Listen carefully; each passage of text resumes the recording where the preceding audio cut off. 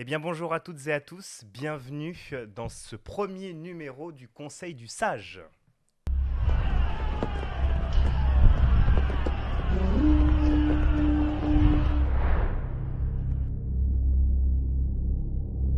Premier numéro donc du Conseil du Sage aujourd'hui, c'est une nouvelle émission, vous avez vu l'arène lors des précédentes semaines et donc on a décidé aujourd'hui de vous présenter cette émission qui est une émission de débunkage un petit peu de l'émission l'arène où deux étudiantes et étudiants débattent sur un fait d'actualité et donc cette semaine nous accueillons un spécialiste qui vient décrypter cette émission de la semaine dernière et aujourd'hui nous recevons Roby Morder, bonjour. Bonjour. Alors, rapide présentation de vous. Vous êtes une personne qui, ayant pour principale discipline les sciences politiques et le droit privé, ses principaux thèmes de recherche concernent le syndicalisme, les mouvements étudiants et lycéens, ainsi que la démocratie sociale. Pour faire un rapide tour de votre parcours, vous êtes une personne qui a toujours été engagée dans les mouvements, et ce depuis très jeune. Vous avez été membre dans des comités d'action lycéens au lycée Turgot dans les années 60, en 1968 notamment. Vous avez participé à de nombreuses mobilisations. Votre engagement sera également perceptible dans ces études dans le supérieur. Vous allez rejoindre le Bureau national du mouvement d'action syndicale en 1979 et 1980, le Bureau national de l'UNEF, qui signifie l'Union nationale des étudiants de France, entre 1980 et 1984, ainsi que la commission de contrôle de l'UNEF entre 84 et 86. À la suite de vos études, vous êtes devenu un spécialiste des mouvements étudiants et lycéens. Encore aujourd'hui, vous êtes président du GERM, le groupe d'études de recherche sur les mouvements étudiants. Vous êtes également, entre autres, vice-président du Conservatoire des mémoires étudiantes, membre du conseil d'administration de la Cité des mémoires étudiantes. En plus de toutes ces activités très nombreuses, vous avez écrit de nombreux articles en rapport avec les mouvements étudiants et lycéens.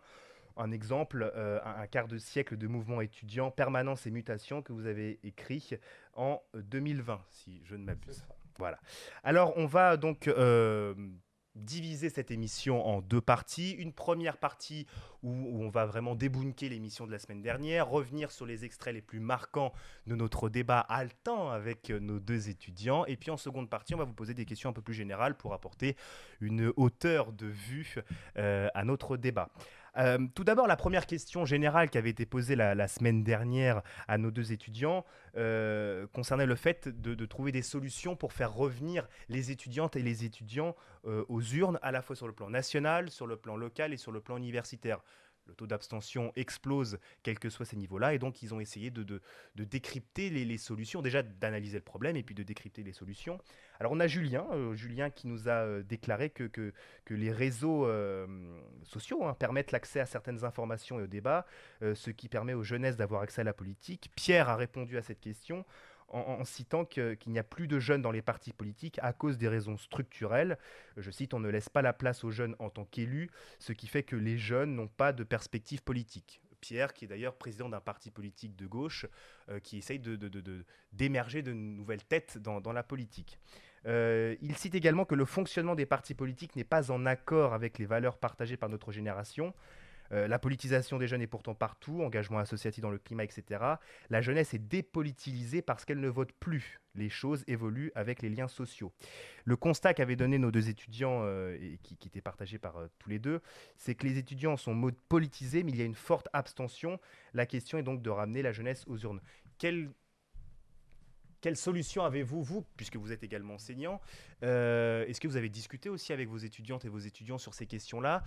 Et comment les faire revenir aux urnes? Quelle est votre analyse du fait de votre parcours? Alors, je dirais d'abord, euh, je prendrais pour des gens qui se font de la science politique, c'est sans doute un titre qu'ils connaissent, le colloque de 1959 sur dépolitisation, mythe ou réalité. 1959, hein. Bon, il y a longtemps. Et on s'interroge, donc des professeurs, des spécialistes, sur cette dépolitisation. Et qu'est-ce qu'ils entendent par dépolitisation à ce moment-là? C'est un éloignement vis-à-vis des partis politiques et par contre un rapprochement, une plus grande vitalité des organisations syndicales. Et pour prendre d'exemple étudiant, puisqu'on est en pleine guerre d'Algérie, euh, on voit bien que l'UNEF, qui à l'époque syndique un étudiant sur deux, hein, c'est syndicat unique étudiant à l'époque, tend à occuper une place qui est laissée vacante par les mouvements politiques, y compris les organisations politiques de jeunes.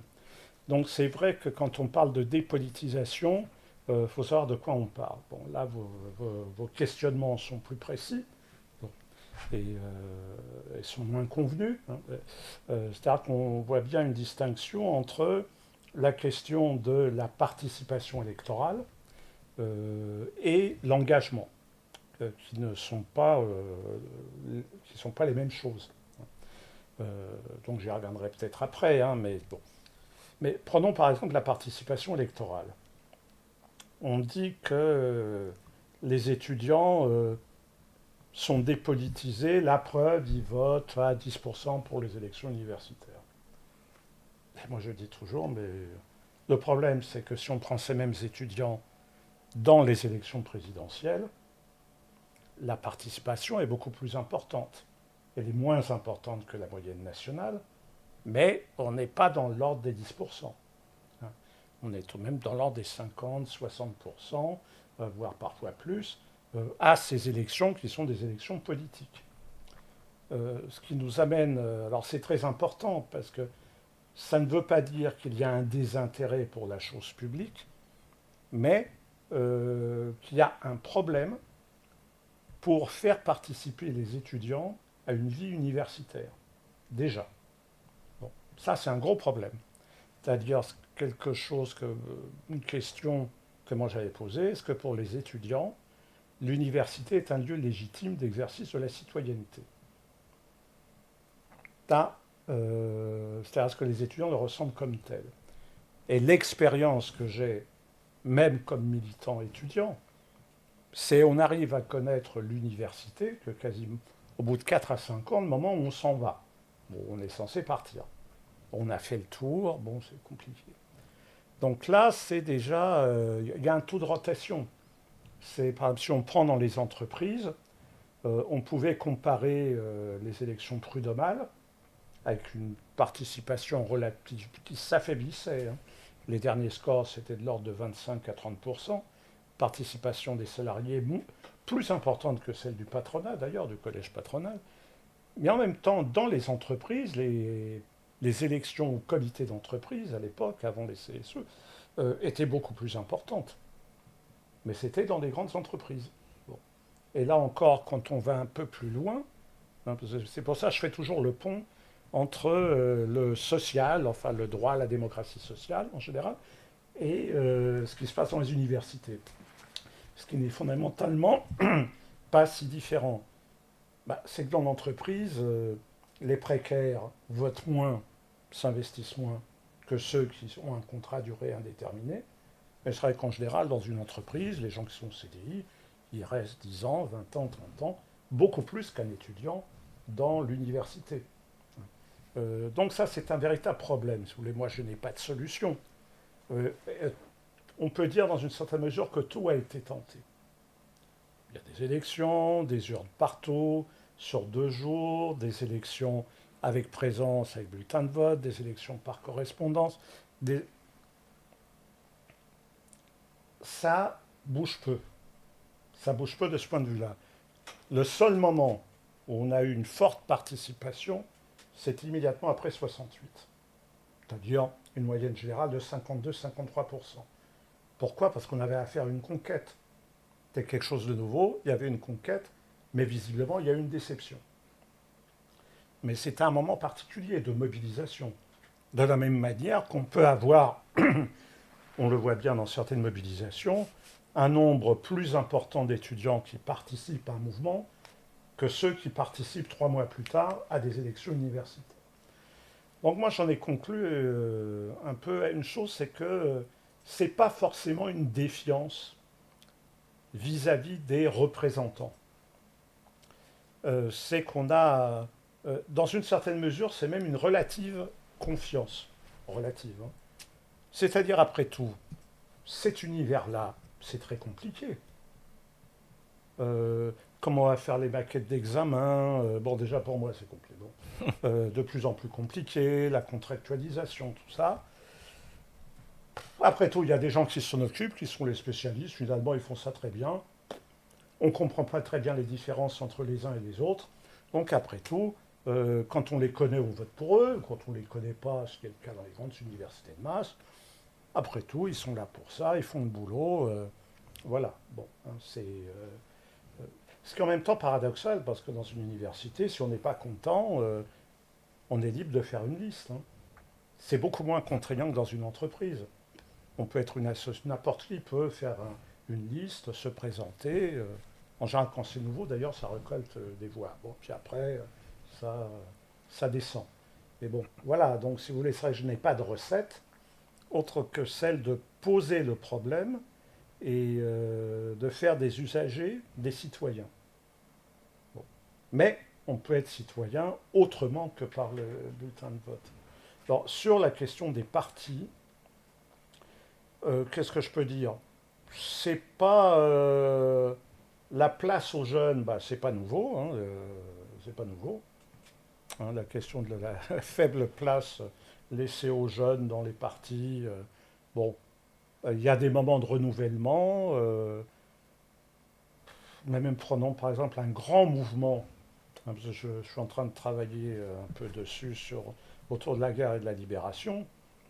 Quand même cette faillite de la Troisième République, du vieux personnel politique, la résistance, les 45-46, un renouvellement extraordinaire dans les partis, dans les syndicats, et puis 2 ans, 3 ans après, on regarde les biographies.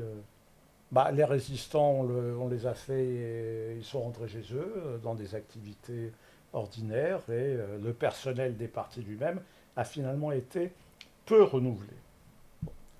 Donc ça, c'est un problème permanent. Alors, c'est un problème d'autant plus important aujourd'hui qu'on a un affaiblissement d'autant plus grand des partis. Voilà. Pas répondu à toute la question, mais au moins j'ai plutôt rajouté des questions. Oui. Mais en tout cas, ce que disait, on va revenir, on va effectivement distinguer peut-être le plan universitaire que le plan national, si je puis dire. D'abord sur le plan universitaire, puisqu'on essaie d'inclure aussi l'université Gustave Eiffel dans le champ des solutions. L'université a créé il y a 3-4 ans à peu près ce qu'on appelle le Parlement étudiant. Qu'est-ce que le Parlement étudiant? C'est un parlement qui réunit à la fois des associations, des élus lors des élections locales et qui représentent différents UFR. On a une centaine de membres à peu près et qui essaient de discuter de la vie de la fac en tant que telle et de toutes questions qui peuvent être abordées en lien avec la fac. Est-ce que vous pensez que ce genre de parlement à grande échelle est une solution? Est-ce que ça pourrait être envisagé dans d'autres universités? Est-ce qu'on va dans le bon sens en créant cela? Ou alors est-ce que c'est une des solutions qui va se perdre d'ici quelques années ou, Écoutez, je ne sais pas si ça va se perdre, je ne sais pas si ça va résoudre tout le problème, mais je pense que toutes les expériences sont bonnes à faire. Enfin, effectivement, réunir dans un même endroit bah, les personnes, associations autres qui veulent s'investir, associations, syndicats, pour discuter de ce qui se passe, pour parler, parlement, hein, pour parlementer, c'est une bonne chose. Hein, c'est une bonne chose. Euh, L'important aussi, c'est de faire connaître. C'est de faire connaître, c'est-à-dire auprès d'une, entre guillemets, masse qui serait passive. Encore faut-il l'informer. tout est une question de communication Il y justement? a une question de communication, parce que si je veux moduler mon propos précédent, quand vous prenez des petites unités, les IUT, des écoles, ou même, je prends l'exemple de Saint-Quentin-en-Yvelines, à l'époque où on avait le département d'AES, en AES. Alors, en AES, il y avait une très forte vie associative, parce qu'il y avait une forte mobilisation pour la reconnaissance de la filière administration économique et sociale, qui était un peu écrasée, un peu méconnue, y compris de la valorisation à l'extérieur. Donc là, on voit bien, et puis, bon, bah, c'était quelques centaines d'étudiants. Et donc là, on a des petites unités, car des lieux de sociabilité, où là, effectivement, l'adhésion aux associations, la participation est plus forte, le vote est proportionnellement plus important que dans des endroits où ce sont des milliers de personnes anonymes Euh, Phénomène déjà dénoncé par Durkheim dans la vie universitaire à Paris en 1906 ou en 1908, mais enfin c'était dans ces eaux-là. Donc là, c'est effectivement intéressant euh, d'avoir ça. Sachant que la communication, il y a une part de communication qui passe par les réseaux sociaux qui est un peu une prise individuelle. On s'adresse aux gens en tant qu'individu. À la limite, le vote, on passe par l'isoloir, on est seul. Mais c'est vrai que ce dont on manque, c'est des lieux collectifs, hein. C'est-à-dire, effectivement, au lieu d'être chacun chez soi, de faire une réunion avec un écran, on passe le débat, on discute, et puis surtout qu'aujourd'hui, on peut très bien interagir. Bon, on peut très bien avoir une discussion au Parlement, et puis il y a, je ne sais pas, un groupe d'étudiants qui sont réunis au niveau de leur filière, qui regardent ça et qui interviennent, qui posent des questions. Mais là-dessus, le Covid a eu un effet dévastateur hein, par rapport à. Et on le voit ici simplement sur le plan associatif, je veux dire, et même sur le plan politique. Avant le Covid, effectivement, c'était déjà très difficile de réunir euh, des associations entre elles, des mouvements politiques et des syndicats. Le dernier mouvement qui me revient en tête, c'était en décembre 2019, lors d'une grève des transports qui avait été largement suivie avec des mobilisations ici. Le Covid est arrivé juste après. Et ça a tout détruit. Et le fait, et là on est en octobre 2023, c'est très compliqué encore aujourd'hui de repartir. Et ça, le Covid a eu un effet dévastateur là-dessus Oui, tout complètement. à fait. Tout à fait. Sur le plan national maintenant, quand on parle de cette politisation des jeunes et du désintérêt, on a Julien qui nous avait fait cette remarque la semaine dernière en nous disant que les préoccupations étudiantes ne sont représentées dans aucun parti. Mais les jeunes sont de plus en plus représentés et qui ne passent pas forcément par le cursus honorum, qui reste tout de même majoritaire. Et quand on a, et Pierre, qui est justement président d'un parti politique, je le rappelle, nous a dit que les jeunes ont des parcours différents. Donc pour ramener ces jeunes au vote, il faut essayer de les convaincre avec des méthodes politiques différentes. Les partis n'arrivent pas à convaincre les jeunes pour deux raisons. Deux raisons. Ils ne s'adressent pas aux jeunes et ne parlent pas des problèmes que rencontrent les jeunes. Et lui, il est bien placé pour le savoir parce qu'il est sur le terrain et il essaye de sentir un petit peu cette émulsion. Est-ce que vous partagez son avis? Je crois que très souvent, les partis sont... à la fois, ils en parlent dans l'élaboration des plateformes, tout ça, mais un peu une impression qu'il n'y a pas de vision globale. C'est-à-dire, je ne suis pas certain que ce qui mobilise, ce qui mobiliserait électoralement, je parle au niveau du débat politique général, c'est pas forcément qu'on parle des problèmes de sa catégorie, mais plutôt euh, il faut rêver. Hein, c'est la dimension de l'utopie, mais de l'utopie réelle, qui n'est pas irréaliste. Hein. Mais parce que c'est là-dedans que ça se passe. Bon. Donc c'est vrai que c'est pas parce qu'un parti va faire un cahier de revendications spécifique pour les jeunes qu'il va forcément avoir, que ça va forcément provoquer un apport de suffrage. Si ce n'est pas joint à ce que j'appellerais un projet un peu lisible de société, parce que tout de même le bilan qu'on tire au travers des différentes cohabitations et des successions de gouvernements, l'idée que la gauche, la droite, tout ça c'est pareil, ils font la même chose, c'est ça apparaît comme ça. Donc c'est vrai que même si les uns et les autres, ils ont des solutions techniques qui parlent aux jeunes, hein. Mais il faut vraiment se dire comment on peut. Bon, bah, c'est la question de l'écologie qui est posée, c'est toute une série de questions auxquelles il faut répondre. Moi, je suis très frappé, par exemple, de la disparition ou la quasi-disparition des préoccupations de solidarité internationale. Moi, je suis aussi actif sur la question de l'Ukraine. On a une guerre en Europe. Il y a toujours l'affaire iranienne. L'affaire iranienne, elle concerne en premier chef des étudiantes et des étudiants. Je suis extrêmement frappé par une sorte de passivité, d'absence de réaction. Alors, et ça commence par les organisations elles-mêmes. Je veux dire, vous voyez le tour des prises de position des organisations étudiantes, il n'y en a pas.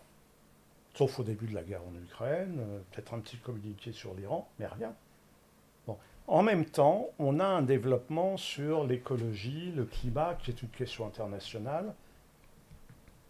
Donc, c'est vrai que moi, ça me laisse un peu perplexe. Sur les affaires de solidarité internationale, est-ce que cette passivité date d'il y a seulement quelques années ou est-ce que dans les années 60-70, on n'avait pas du tout ce phénomène-là et on avait justement une réaction forte et vive des étudiantes, des étudiants sur ces questions-là? Oui, on a vu le Vietnam, le Chili, le coup d'État au Chili. Bon, c'était plus vaste d'ailleurs que les étudiants, mais bon, ça avait beaucoup touché parce que ça ressemblait beaucoup à la France, quoi. Il y a un faux débat français, c'était l'union de la gauche qui arrive au pouvoir et qui est chassée par un coup d'État militaire. Bon. Euh, donc ça a été pendant longtemps, mais je crois aussi que c'est euh, la- le fait que les repères ont changé. C'est plus les bons contre les méchants. Je veux dire, il y a les méchants américains, mais bon, est-ce que les Russes sont si méchants que ça après Tokyo, etc. Bon, moi, je vois beaucoup ça dans les discussions, hein.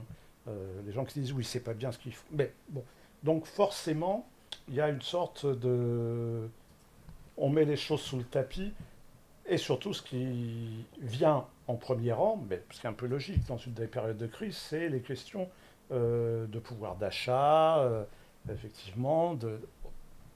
Mais, euh, mais enfin, il y a eu d'autres époques où on a eu des crises économiques, dans les années 70, on avait des manifestations et de l'organisation de solidarité internationale, qui n'était pas qu'humanitaire. Donc, et c'est vrai que ça, c'est c'est quelque chose qui me frappe, parce que c'est, disons, à la tête. Les gens qui devraient être à l'avant-garde de la réflexion sur les questions internationales ne sont pas à la hauteur des enjeux. Bon. Ils font effectivement ce qu'il faut faire, mais c'est par exemple pas l'UNEF de la guerre d'Algérie, même s'il ne faut pas mythifier, mais dans lesquels ils avaient la préoccupation de comment on fait avancer la question de la solidarité anticolonialiste et humaine. Voilà, ils y sont allés de manière mesurée, hein, en deçà de ce que les individus pensent eux-mêmes, mais c'était pour entrer dans... Mais là, j'ai l'impression qu'il n'y a pas. Euh, alors, je donne un exemple, c'est la question, là on a 19, je crois que c'était 19 présidents d'université qui ont fait une tribune pour une allocation d'études. Qui est tout de même une revendication étudiante, ça s'appelle allocation d'études, d'autonomie, salaire étudiant. Les présidents d'université font ça. Le GERM l'a mis en document, c'est un document historique, enfin, d'actualité historique. Bon, voilà, bon, c'est vrai que personne n'a sauté sur l'occasion. Bon. Euh, c'est comme si on avait perdu aussi des réflexes et qui ont été en partie remplacés, et en fait pas remplace, ça remplace pas, hein, par les réseaux sociaux, un type d'activité dont on vient de parler qui est utile, mais s'il n'y a plus que ça, il n'y a plus de force collective. Sûr. Bon, je veux dire, vous pouvez faire une réunion publique ou une manifestation avec participation, un événement Facebook où il y a 500 personnes qui disent bah, c'est bien, je vais y venir. Mais si on a 50 qui viennent, on ne regardera pas les 500 sur Facebook, on regardera les 50 qui sont perdus au milieu d'une grande place. Voilà, bon, je caricature à peine, hein, Ah non, mais on est clairement là-dessus, bien ouais. sûr. Euh, pour orienter notre discussion vers une seconde question, puisqu'on avait posé cette question-là justement à nos deux étudiants, l'éloignement des étudiants de la politique n'est-il dû qu'au discours trop techno des représentants? On avait essayé de partir sur cette voie-là, et puis on a Pierre qui nous a dit non, nous, le problème, c'est pas forcément le discours techno, mais ce sont les éléments de langage de nos politiques. Voilà. Est-ce que vous partagez ce constat-là? C'est un peu ce que j'ai dit tout à l'heure sur. C'est pas les éléments techniques. Je pense qu'au contraire, aujourd'hui, on a une population active, qui est diplômée, qui a de la formation, qui est capable de comprendre les questions techniques, de débattre, de l'économie. Bon, à peu près 40% de la population active a un niveau de bac+2. C'est énorme. Bon, ça a des conséquences partout, en politique, dans le travail, dans les modes de gestion, d'organisation, euh, sur les questions démocratiques. C'est-à-dire qu'on a effectivement des gens, des citoyens, qui, en principe, ont un certain nombre d'éléments. Et alors, les éléments de langage, il y en a deux. J'ai parlé tout à l'heure des utopies, enfin, pouvoir tenir des discours qui peuvent mobiliser, y compris un imaginaire positif, en s'appuyant, mais sans être démagogique. Hein. Bon, donc, de ce point de vue, assez possible. Et il y a aussi, dans les éléments de langage, c'est que tout c'est souvent aseptisé. Effectivement, parce que si on fait attention à ce qu'on dit, le message ne va pas être très clair, parce que si on tire trop vite, on va se faire tirer dessus par Twitter. Bon, sur Twitter, enfin sur X maintenant, ou sur les réseaux sociaux. Là, ce qui s'est passé autour des méfaits du Hamas, on voit bien qu'une partie du débat qui est pipé. C'est-à-dire que, bon, ça, c'est pas nouveau, mais c'est vrai que les réseaux sociaux l'amplifient. C'est-à-dire, on prend un extrait, on oublie de dire le contexte. Bon, ça, tout le monde le fait. Hein. Donc, ça, c'est peut-être aussi cette dimension-là qui fatigue. Hein, c'est ces dimensions-là qui fatiguent, parce qu'on n'est pas dans des vrais débats. Moi, je regarde, par exemple, à un moment donné, j'arrête de regarder. Parce que vous faites dans des tribunes, alors que ce soit sur Mediapart, dans Le Monde, mais enfin, sur Mediapart par exemple, il y a une tribune, quelqu'un écrit quelque chose, il y a les commentaires. C'est hors sujet, quoi. On passe à autre chose. Euh, or, je pense qu'on a besoin d'un autre type de débat, oui, oui. Mais justement, c'est ce que Pierre disait la semaine dernière. À un moment donné, il nous disait que euh, il y a souvent des intérêts qui s'entrechoquent dans les débats, etc. Et personne ne propose de le dialoguer, enfin de dialoguer entre eux. On a perdu cette notion du dialogue qu'on avait peut-être avant aussi, et même dans les émissions de télévision, avec Michel Pollack, etc. Il y avait, bon, effectivement, il y avait, c'est un petit peu une politique du spectacle, il y avait, voilà, c'était une émission de télévision, mais il y avait quand même des arguments de fond. Et aujourd'hui, que ce soit sur les chaînes d'information ou sur Mediapart, comme vous l'avez dit, même sur les réseaux sociaux, c'est catastrophique. Et je veux dire, à la fois, on a ce discours aseptisé, puis à la fois, on a des gens qui n'arrivent plus tout simplement à se parler. Et c'est révélateur aussi, comme quoi la politique est révélateur de notre Alors, je société, quoi. crois que c'est aussi la manière dont le marché médiatique fonctionne. Oui. Effectivement, faire scandale pour faire vendre. Regardez, pour les recherches, je regarde souvent les vieilles émissions de l'INA. Vous avez une interview, 4-5 minutes. Aujourd'hui, c'est évacué en 30 secondes. Il faut aller vite, sinon les gens vont zapper pour aller chez le concurrent. Bon. Et donc, tout ça, si vous voulez, le mode de fonctionnement médiatique a totalement déteint sur la vie politique.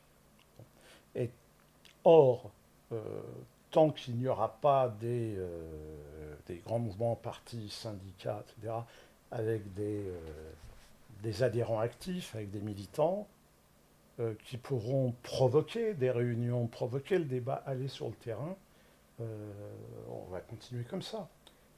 Je vais prendre un exemple, c'était qui concerne les lycéens. Alors. J'avais été très frappé, ça devait être en 2016, 2016, purement la vote. Il y avait le 1er mai, bon, c'est pas loin de chez moi, le lycée Arago.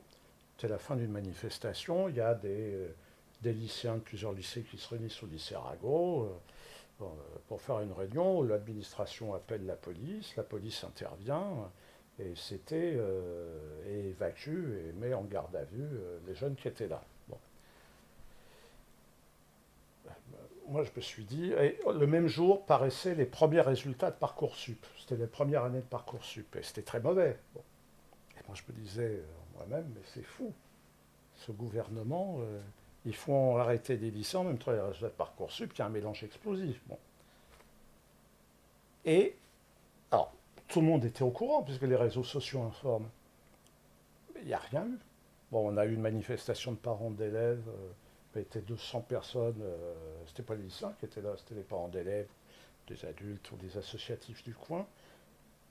Mais les organisations disaient qu'est-ce que vous voyez, on fait des communiqués Twitter, mais personne ne s'est dit, il faudrait peut-être faire à l'ancienne un tract, aller voir, se dire, bon, on n'a pas beaucoup de force, mais ensemble, on peut aller dans une trentaine de lycées à la porte pour informer, pour créer une réaction.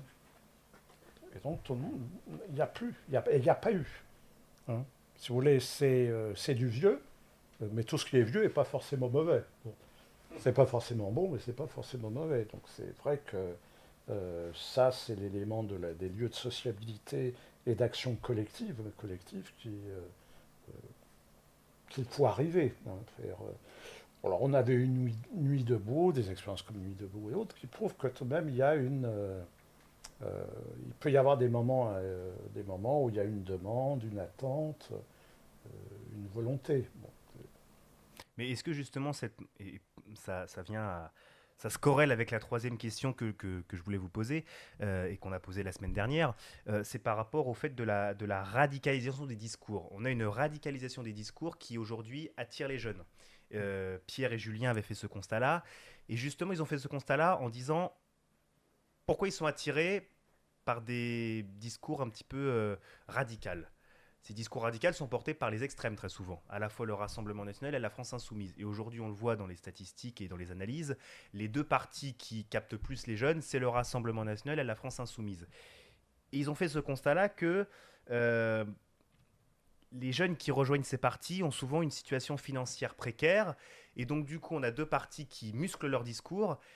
Et on a des jeunes qui sont complètement perdus et qui sont complètement et qui n'ont pas de sécurité financière et qui vont donc faire ces parties-là comme dernier recours. Est-ce que vous partagez l'analyse faite par nos deux étudiants? Alors, pas tout à fait, parce que, bon, d'abord, l'idée que les jeunes se portent vers les plus radicaux, c'est c'est quelque chose de pas nouveau. Hein. On a toujours, les jeunes sont plus libres. Il y a à la fois la question de la précarité, en même temps, souvent, pas marié, pas de famille à charge, donc une plus grande liberté, ça permet d'aller de l'avant. 68, si on prend 68, on peut prendre 36. Hein, 36, c'est pas un mouvement, ce sont des jeunes ouvriers qui sont en première ligne dans les occupations d'usines. Bon. Donc ça, toutes les révolutions, c'est des jeunes. Parce qu'il y a ces caractéristiques-là qui bousculent un peu l'ordre établi et parfois de manière... Bon, ça bouscule et ça a comme il y a moins d'expérience, peut-être qu'il y a moins de peur. Moi, j'ai vécu des mouvements, je prends un exemple, le mouvement contre la réforme de Baquet, en 86. Au milieu de mon expérience, je me disais, ça va être compliqué et tout. Puis là, on avait une masse qui disait, on est la masse tant qu'on va gagner. C'est juste, c'est juste. Bon, malheureusement, c'est pas comme ça que ça se passe. Mais en l'occurrence, c'est ça qui a marché. C'est vrai. S'il y avait eu que les bons, il faut être prudent, il faut y aller au fur et à mesure, est-ce qu'il va falloir négocier telle chose ou pas. Finalement, c'est un peu cette sorte d'un...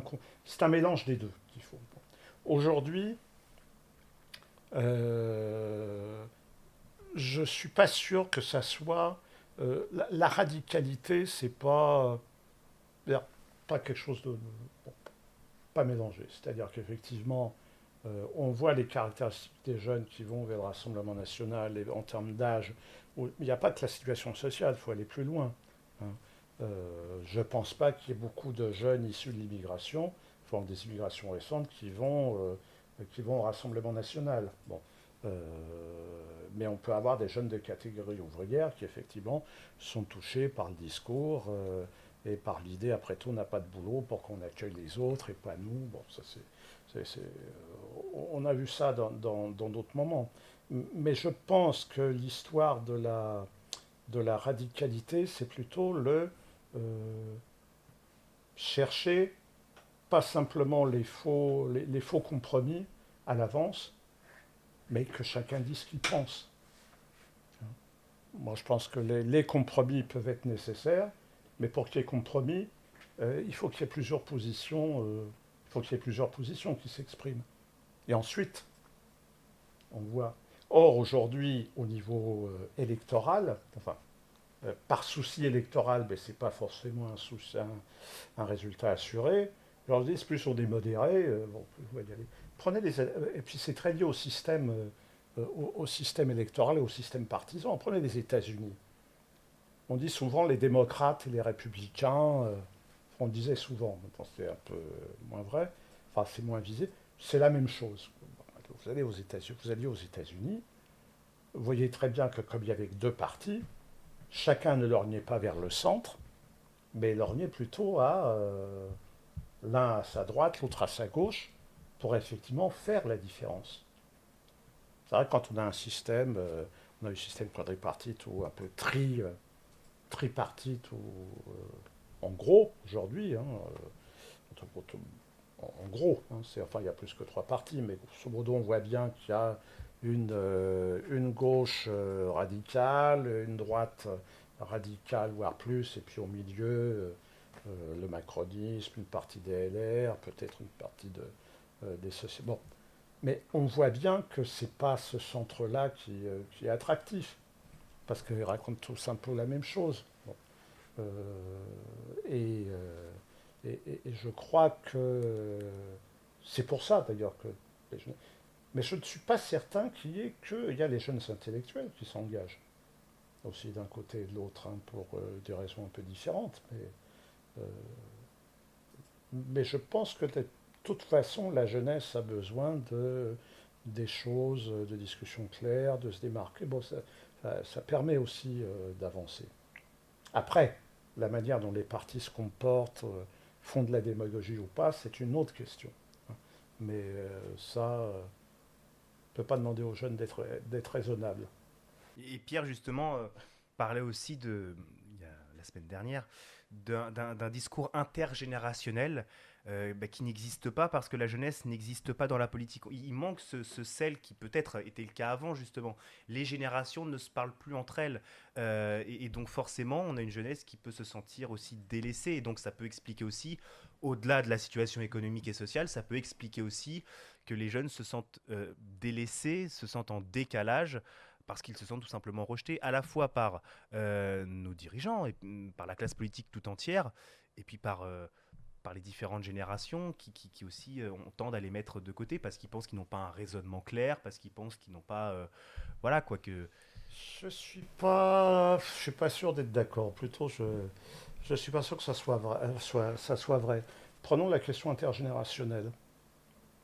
Si les grands-parents, si les grands-parents n'étaient pas là, une grande partie des jeunes précaires au chômage vivraient encore plus mal. La solidarité intergénérationnelle elle existe dans les familles, elle existe dans la société. Et donc le discours sur les vieux, ils ont tout gagné, etc., ils en profitent. Non. Quand les grands-parents, bah, ils gardent les petits-enfants au lieu d'aller faire des voyages, bon, c'est tout de même parce qu'il n'y a pas assez de crèches collectives. Quand le chômage est moins indemnisé, quand bon, c'est les parents, les grands-parents qui payent. Bon, euh, là, et c'est important parce que c'est pour ça qu'on a eu une importante mobilisation d'étudiants, voire même de lycéens, sur les retraites juste avant le Covid, hein, en 2019, et 2019 et début 2020, et puis même là, encore dans la dernière fois, même si ça n'a pas été monumental, mais c'était tout de même assez important pour être noté, hein, la participation jeune, alors que la retraite, c'est tout le monde dit, on n'aura peut-être pas, parce qu'effectivement, elle est là, l'intergénérationnelle. En revanche, les politiques, l'État, et en grande partie les partis, semblent effectivement éloignés parce que tout ça apparaît comme un jeu, à tort ou à raison, mais souvent à raison, comme un jeu de place. Bon, où il y a des gens qui prennent des places. C'est-à-dire où on a l'impression que la politique, c'est un métier. Or, le mandat politique, pour moi, c'est pas une profession, c'est pas un métier. Sinon, c'est le contraire même du mandat. Le mandat, on est comme les autres. À un moment donné, on prend une responsabilité, à d'autres moments, on en prend d'autres, hein, et puis on laisse la place. Alors que pour certains, effectivement, on parle de longue date de carrière politique. Et je pense que c'est cette notion de carrière politique qui n'est pas attractive, hein. On a en politique le même phénomène qu'on a dans les entreprises, notamment chez les jeunes qualifiés qui sont des cadres. On n'a pas envie de mener une vie de fou pour se faire jeter au bout de 10 ans dans l'entreprise parce qu'on a beau... voilà, parce qu'on sait très bien qu'on a beau s'investir, on compte pas pour grand-chose finalement. Bon. Donc autant faire un peu autre chose, hein, faire du socialement utile, gagner moins d'argent mais être utile, bon, pouvoir avoir une vie de famille. Bon, je veux dire, là, il y a un changement depuis plusieurs années qu'on voit même dans les grandes écoles de comportement vis-à-vis du travail, enfin du travail salarié, un peu, du travail dans l'entreprise. Bon. En politique, la carrière politique est-elle si attractive? À part effectivement l'attrait du pouvoir. Puis il y a beaucoup d'appelés et plus d'élus, hein. Bon, voilà, mais sur la question de solidarité intergénérationnelle, je pense qu'il faut aller beaucoup plus loin que les simples apparences, hein. Je crois que Sur ce phénomène et c'est une parfaite transition avec la seconde partie de notre émission, la question les questions que notre rédaction se sont posées pour prendre le cas de la France et le mettre à la dimension européenne. Est-ce que dans les autres pays, en Allemagne, en Italie, en Espagne, etc., on voit ce même phénomène quant à la pensée française, en tout cas de la jeunesse française, sur cette question de carrière politique, sur cette vision de carrière politique? Souvent, on le dit, enfin, en tout cas, c'est un sujet qui revient de temps en temps dans les médias. En Allemagne, dans les pays que je viens de citer, on n'a pas cette même perception. C'est-à-dire que ceux qui font de la politique ont un métier souvent avant. Ils sont souvent avocats, diplomates, etc. Mais en tout cas, la politique n'est qu'un stade éphémère. Et souvent, dans certains de ces pays, même après une carrière politique, parfois après avoir dirigé un grand ministère ou chef du gouvernement, etc., souvent ils reprennent une vie après. Et est-ce qu'il n'y a qu'en France qu'on voit cela? Et est-ce qu'il n'y a qu'en France qu'on a cette perception-là, en tout cas la jeunesse a cette perception-là vis-à-vis de... non, je pense que c'est pas qu'en France. On a des d'abord faudrait qu'on ait des enquêtes plus fines, mais l'Italie, de ce point de vue-là, ressemble beaucoup à la France. Bon. Euh, la Belgique aussi. Des gens reprennent. Alors, il faut voir un peu comment ils reprennent, hein, qu'est-ce qu'ils reprennent.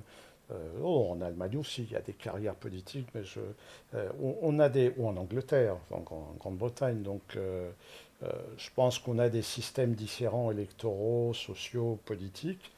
Et prenons les États-Unis. Les États-Unis, là-bas, on ne se cache pas quand on gagne de l'argent, c'est l'inverse.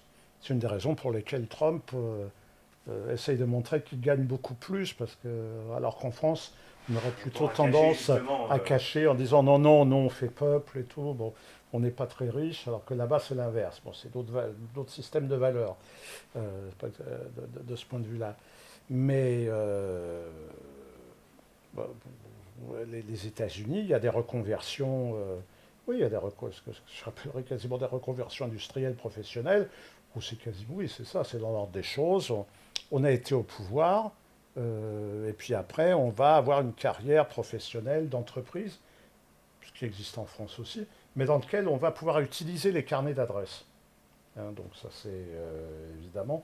Et donc, paradoxalement, au cours des 20 ou 30 dernières années, d'ailleurs dans les processus un peu de privatisation des services publics, on a un fonctionnement carrière politique, carrière professionnelle, une interpénétration beaucoup plus importante. C'est pas la première fois, hein, sous le gaullisme, mais c'était une autre manière sous le gaullisme. C'était le personnel politique et le personnel économico-industriel, financier étaient très mêlés, mais en même temps, c'était dans le cadre d'un service public, de service public. Banque nationalisée, entreprise nationalisée et les services publics, la fonction publique. C'était autour de l'État. Bon, c'était tout de même cette idée du service public. Aujourd'hui, la logique qui domine, C'est l'inverse. C'est pas la logique du service public, c'est plutôt la logique de la rentabilité telle qu'on devrait l'appliquer dans les entreprises privées, hein, qui va, euh, qui va d'ailleurs qui donne des catastrophes dans le service public, il n'y a qu'à voir les hôpitaux, bon, hein, au niveau de la gestion hospitalière.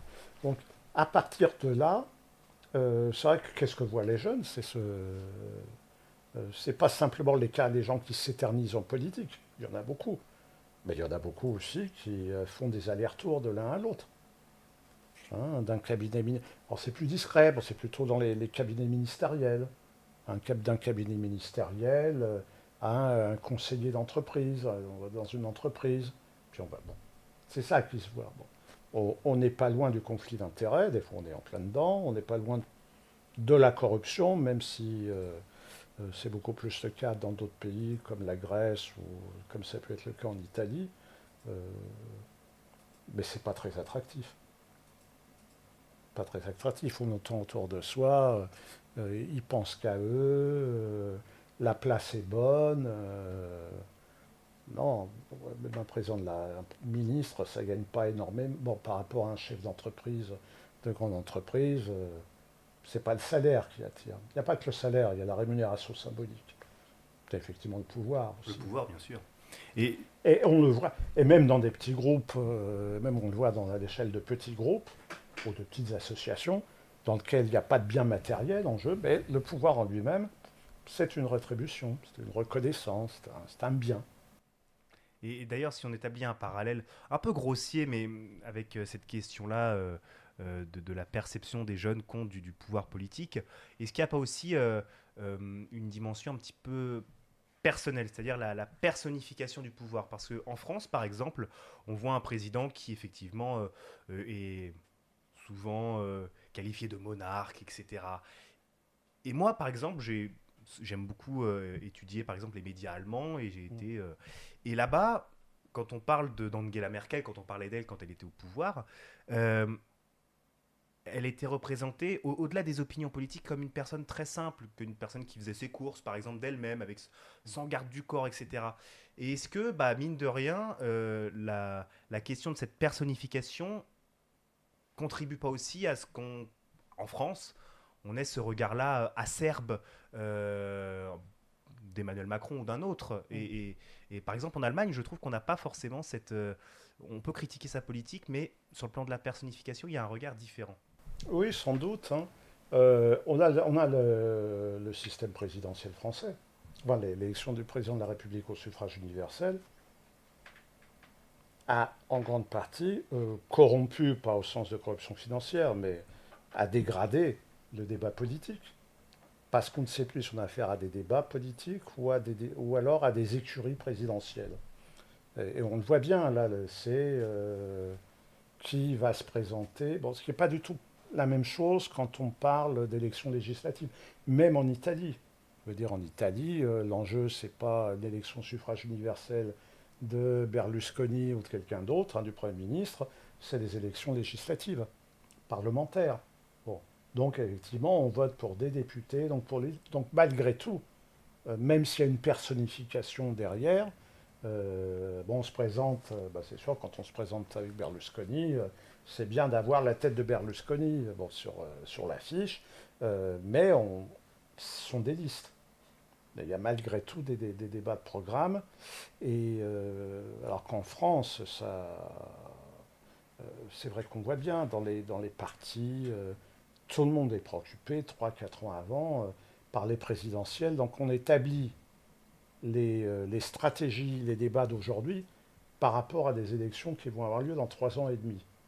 Bon, mais ça a commencé avant. Déjà que la précédente n'est pas terminée, que on est déjà dans la prochaine. Les gens comprennent, notamment les jeunes, que il ne s'agit pas vraiment d'un débat politique. Donc après il y a des programmes qui sont différents, il y a des vrais débats, mais tout ça est aussi occulté par les tactiques présidentielles, électorales. Mais c'est ça qui est justement...